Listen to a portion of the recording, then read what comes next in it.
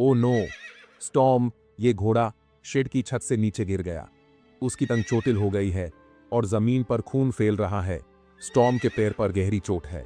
और यहाँ आता है हमारा हीरो, लियो। ये छोटा सा ऑरेंज कैट अपनी बाइक पे फुल स्पीड में आ रहा है। स्टॉर्म की मदद करने लियो ने तुरंत एंटीसेप्टिक स्प्रे किया। स्टॉर्म थोड़ा दाद महसूस कर रहा है, पर यह जरूरी है। अब वो छोटी सी सुई से उसकी घाव के स्टिचेस लगा रहा है। स्टॉर्म अब सेफ है और देखिए, लियो उसे खाना खिला रहा है ताकि उसकी एनर्जी वापस आए। क्या प्यारा मोमेंट है।